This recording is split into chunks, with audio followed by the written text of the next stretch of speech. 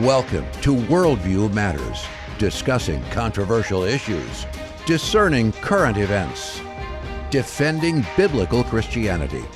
No topic off limits. And now, here's your host, David Fiorazzo. Welcome, friends. God bless you. My guest today, Olivier Melnick, and the website is shalominmessiah.com. Shalominmessiah.com. And I want to quote a recent article that he wrote, and we're going to talk about that when I bring him in. He says, Israel is in a shambles right now. The country is split between those who want to fight until the last Hamas terrorist is eliminated and those who want Bibi Netanyahu to resign or go into immediate retirement.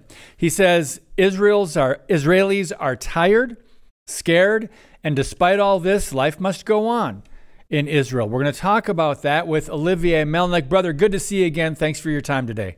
Hey, great to be on your show. Thanks. It's been a while. I'm glad to be back. Thank you. Thank you. So what have you been doing? Give us a little update. Have you been traveling, speaking? I know you're writing because we're going to talk about some of your articles today.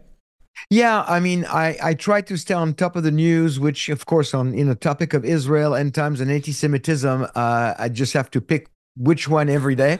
But it used to be not that many, but now it's so crazy what's happening. So yeah, I mean, I'm also writing a big update to my end times anti-Semitism book that's going to probably come out early next year, and then traveling, doing conferences, and I just got back from Canada, and I'm going to Washington State next weekend, and wherever I have a chance to go, our mission statement at Shalom and Messiah is to expose and fight anti-Semitism, equip and mobilize Christians, and lead Jewish people to the Messiah. So it's all intertwined. So I do this as often as I'm invited, and also on my website and on Shalom and Messiah on YouTube. I put a lot of videos, interviews, and so it keeps me pretty busy. And I'm still trying to salvage a trip to Israel. I was going to go from the 4th to the 11th of October to be there on the first anniversary of the terrorist attack, to have some special filming and prayer time. And the airline canceled me, but now it's open again. It's a mess. So I'm still hoping I can be in Israel for the memorial of the first year of the attack, if I can. With my good friend Tom Hughes is going to be there too. Awesome. Just had him on the show. It's amazing. October 7th is almost here again.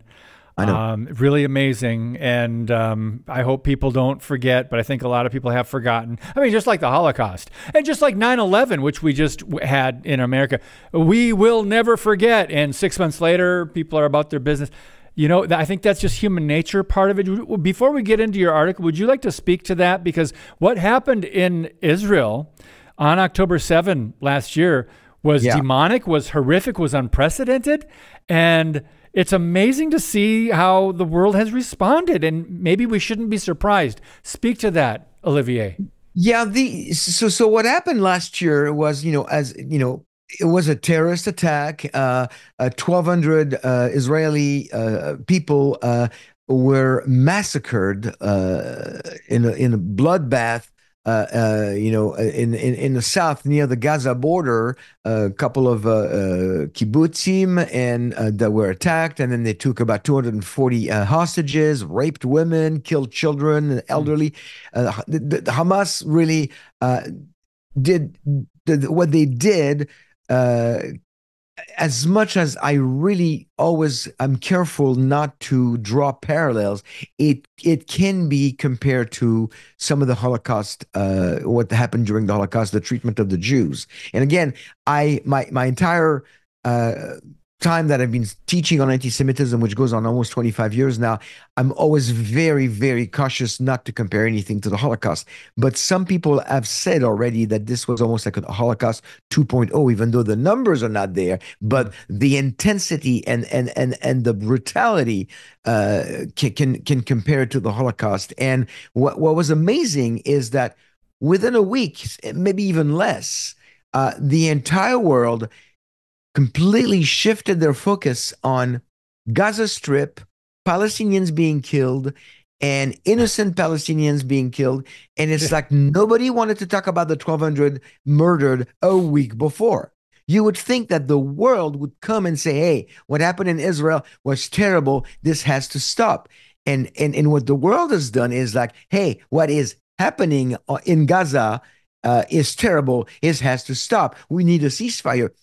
Backpedal to a little bit to what happened on October 7th, because we had a ceasefire since 2005 in the Gaza Strip. No Jews were occupying the Gaza Strip. They were self-governing. Nobody from Israel was bothering them, and now it's going to be very difficult to get back to that. I don't think Israel is going to. My guess is for the next 20 or 30 years, Israel is not going to let the Gaza Strip being self-governed. Why would they? Why would they? They can't, they just can't be trusted. So and we're coming on the 1 year anniversary next month. Yeah. And we still have about 100 hostages. I think like 97, I believe. And it's just not only the world turned its back on Israel, but I think when I'm seeing what I see on the news and the articles that I read, and I see that it's become almost like, let's show Israel how anti-Semitic we really are, because we really hate their guts. And you see all this happening on campuses all over the US and in other countries, in North America and Canada as well. Just got back from Canada recently, and they had a really bad 2 month at the University of Toronto. And so the whole world, instead of coming to the rescue of Israel and help Israel, because right now there's a lot of help needed. They just turn against Israel and against the Jews, and anti-Semitism is out of the box. And it's David, it's not going back in. I tell you, for 25 years now, I've been telling people we have to fight anti-Semitism. We have to fight. Reminds me of somebody else who said that for something. As I'm saying it, I'm going like, oh, it's been said before. Fight. But I tell people now, we have to continue to fight, but don't be fooled. We're not going to be able to stop it. It's out. It's going to go full blown, and we're not even in the tribulation yet. It's prior to the rapture, and it's getting that bad. We have to fight because it's the right thing to do, but we also have to.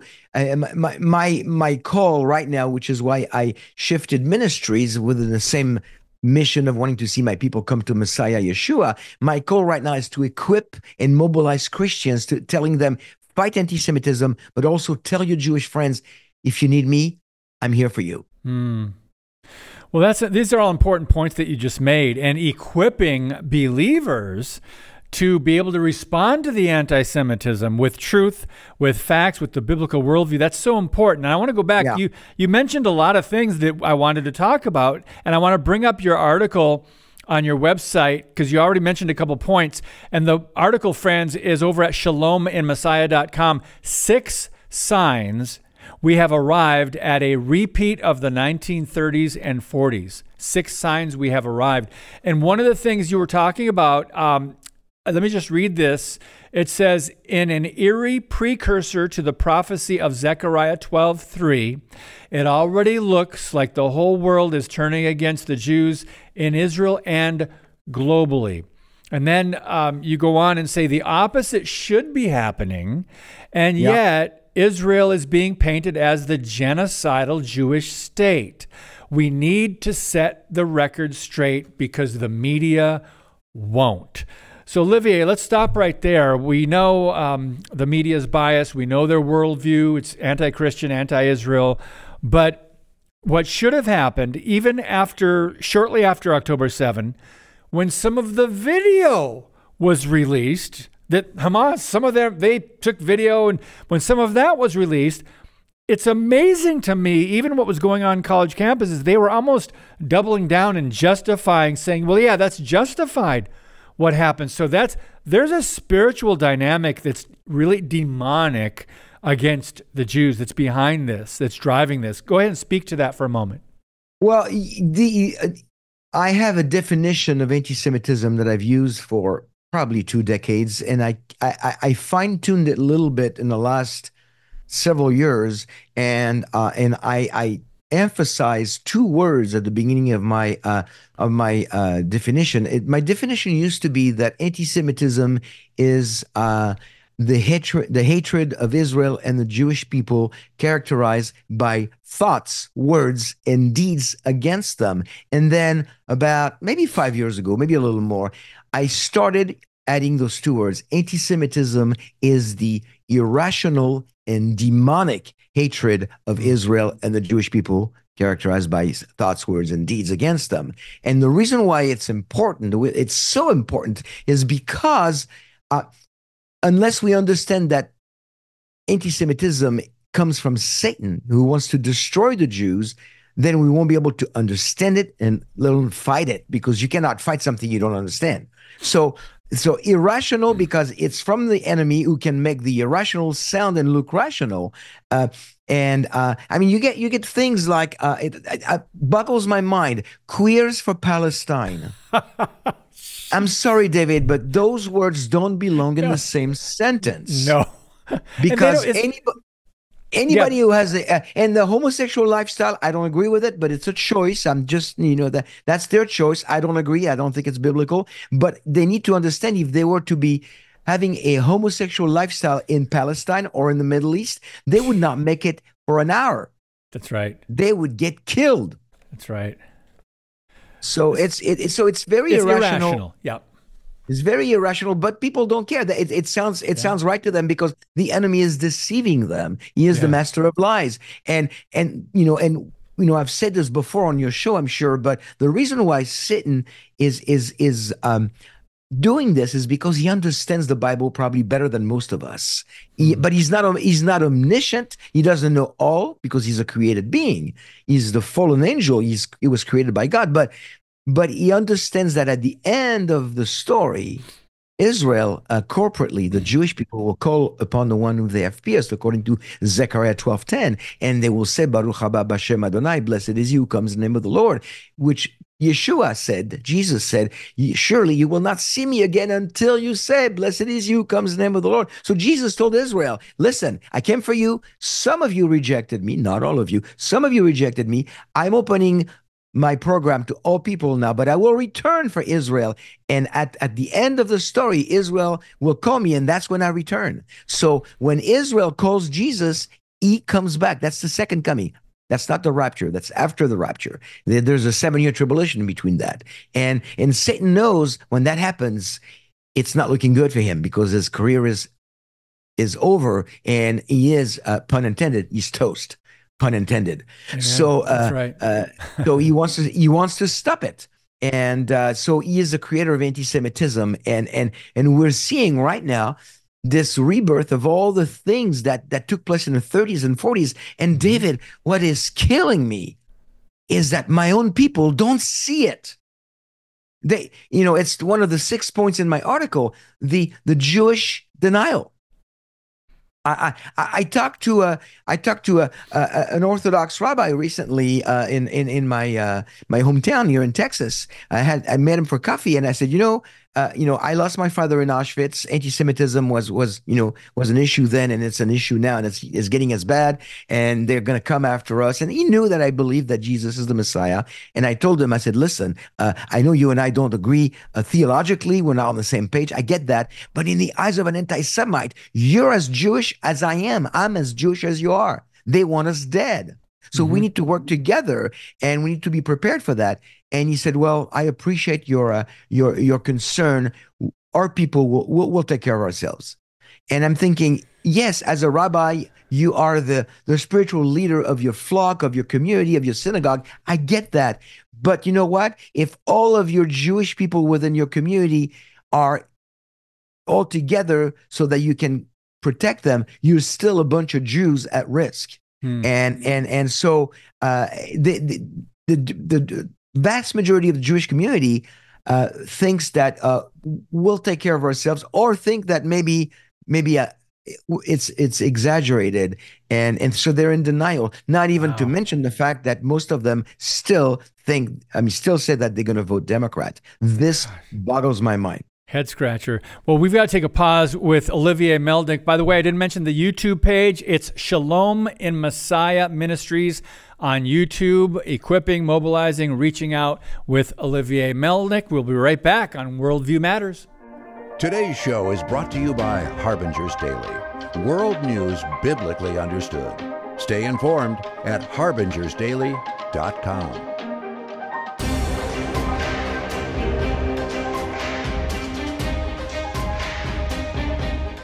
Friends, we're looking for other sponsors for the show, including Harbinger's Daily, Patriot Mobile, Freedom Project Academy. If you're interested, send us an email. Our producer will get right back to you. Worldview Matters at fpeusa.org. And make sure you subscribe to us on Rumble.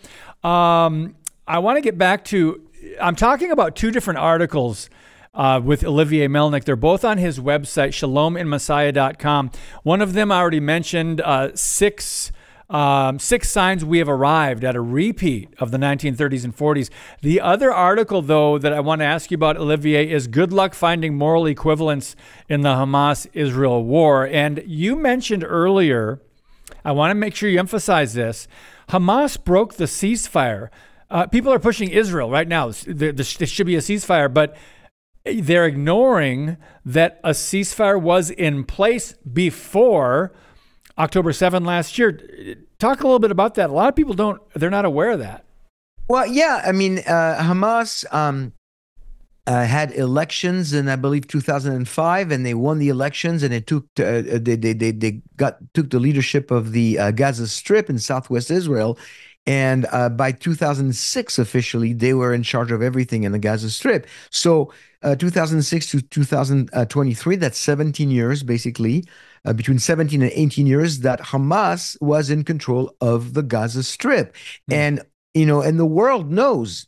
The world is really not looking the other way and becoming a bystander, which is, not a good thing. The world knows that Hamas funneled just the majority, if not all of it, the majority of the funds that were sent by various countries to that to help the Palestinian Authority build an infrastructure, and their infrastructure became a structure, an underground structure. They funneled most of that money into building the tunnels. Some of them were used and are still used today to go to Israel underground, and also to do all the fighting that they've been doing, and then to hide some of the hostages that they took on October 7th. So there was a ceasefire, and when I see the young kids on college campuses in the U.S. saying, "Stop the occupation," talking about Hamas, stop the occupation. There's no occupation in the Gaza Strip. There's not one Jew doing anything or saying that they should be doing this or that. And by the way, to set the record straight before somebody calls me and say, "Olivier, why do you say that they're occupiers?" There's no occupation anywhere in Israel. This is Jewish land given by God to Israel, and so there's no occupation. But even beyond that, in the Gaza Strip, for the time being, the authority was given to Hamas, and they're doing whatever they want. But what they want is to build an infrastructure that will help them do another October 7th. That's what they do. Yep. What could go wrong? Give them what they want. Keep compromising. I mean, there's a spiritual dynamic behind the irrationality too, about some of these decisions and some of the propaganda. Since we're running out of time, Olivier, let's go back to the article on the signs that we've arrived, unfortunately, at a repeat of the 30s and 40s. And I just want to get the bullet points. And you've already talked a little bit about the Jewish denial, but number 1 is boycott. Number 2, pogroms. Number 3, academic pressure. Number 4, killing Jews. Jewish denial is number 5. And then the world's indifference. That's the one where we can open up our eyes a little bit and say, are we there again at the world's indifference? Just talk to any one of those points, please, if you'd like. The world's indifference is actually part of. I expand on that a little bit in one of my books called The Normalization of Anti-Semitism, when the longest hatred becomes the new normal, which is, it's part of where we are right now. And I divide this into 10 points. The world's indifference right now is, it's so scary that they just don't pay attention to what's happening. They take the side of the enemy. I mean, this new anti-Semitism has seen a role reversal where Israel was the victim, the Jewish people were the victim, and then in Europe, the Nazis were the perpetrators. Well, in the last 50, 60 years, there's been a role reversal that slowly built the Israelis and the Jews into the perpetrators and the Palestinians into the victims. And the world is completely silent about the injustices perpetrated against Israel, and they promote the Palestinian murders and the Palestinian acts, thinking that it's the right thing to do. It's part of social justice, and especially the youth. That's really scary. But people, I still talk to people all the time. I meet people all the time that, I tell them what I do. And I said, and I wear this little yellow ribbon that I bought in Tel Aviv in June when I was there at Hostage Square. And they said, what's the little, because people know what a yellow ribbon is. It's usually has something to do with war. And they go like, what's the yellow ribbon for? I said, well, that's for October 7th. And they look at me and they go, yeah, and what's that? And I'm going like, oh, all the time. All the time. And I'm not talking about young people. And I'm going like, well, you know what happened on October 7th in Israel? And they kind of nod going like, oh yeah, the Middle East, Israel, but they don't know. They don't know because they don't care. Wow. It's not affecting them. Now, if they have a Jewish neighbor, a Jewish family member, that might be a little different. But the vast majority of people, let's face it, there's 15 million Jews in a world of what, 7.5 billion. So, it's not going to affect the vast majority of people. They don't care. They're completely they're busy with something else. And even within Christianity, in some churches, I've seen people going like, yeah, I know something happened on October 7th, and the immediate kind of a knee-jerk reaction that I get from even a lot of Christians is that, yeah, but what about the Palestinians? It's like people cannot, and it's become more of the norm. If people, even within evangelicals, if they speak of Israel, they absolutely cannot speak of Israel without saying, yes, but what about the Palestinian? They feel like they have to say that, otherwise they're not being honest. And I'm not saying we should ignore the Palestinians. David, Palestinians and Jews need one thing. It's Jesus, the Son of God, the Messiah of Israel. Without him, they're lost, just like you and I were lost. Okay. Amen.